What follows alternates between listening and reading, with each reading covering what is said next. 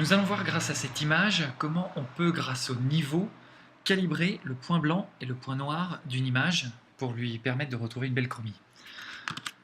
Alors, voici notre scan tel qu'il a été réalisé. J'affiche ici un niveau qui nous montre qu'on garde un maximum de valeur dans les noirs, un maximum de valeur dans les blancs. Le scan n'a perdu aucune information, par contre il va falloir les caler correctement. Pour ce faire, je vais d'abord mettre un niveau de contraste, c'est-à-dire caler mon point blanc et mon point noir.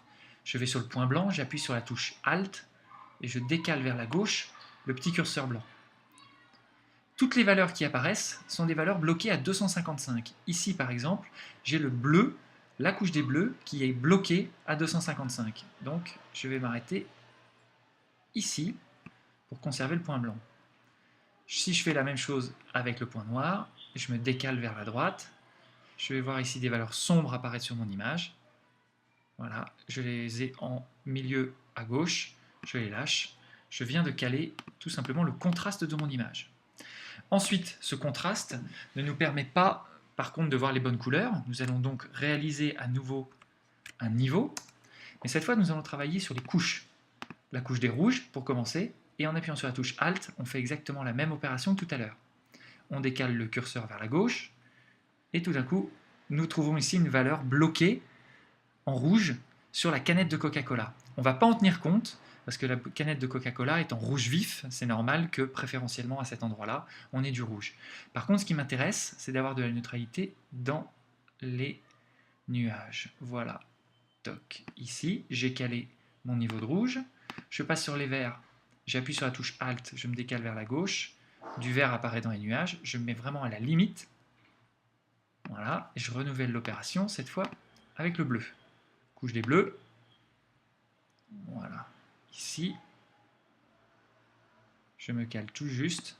Cette opération que je viens de faire, c'est comme si j'étais allé échantillonner dans cette zone avec la pipette blanche. Je viens de caler mon point blanc dans cette zone. Cette zone ici est neutre, il n'y a pas de dominante, elle est grise. Je fais exactement la même opération maintenant avec les noirs, en me basant sur l'ombre qui est située sur la gauche, dans cette zone-là. On voit qu'on a une zone sombre, on va la prendre comme référence. Même chose pour les verts. Voilà, ici, elle apparaît, je la cale comme ça. Même chose pour les bleus.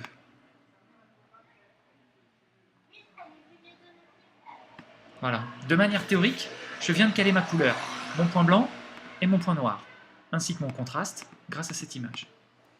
Je vais maintenant m'intéresser de manière artistique à mon image, c'est-à-dire que je vais tout simplement caler mon point gris.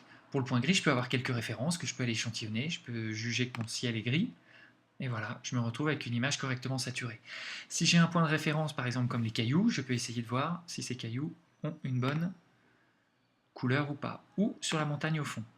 D'une manière générale, je me remets sur la couche des rouges et je bouge ici pour retrouver la couleur qui m'intéresse en fonction de ce que j'ai vu au moment de la photographie.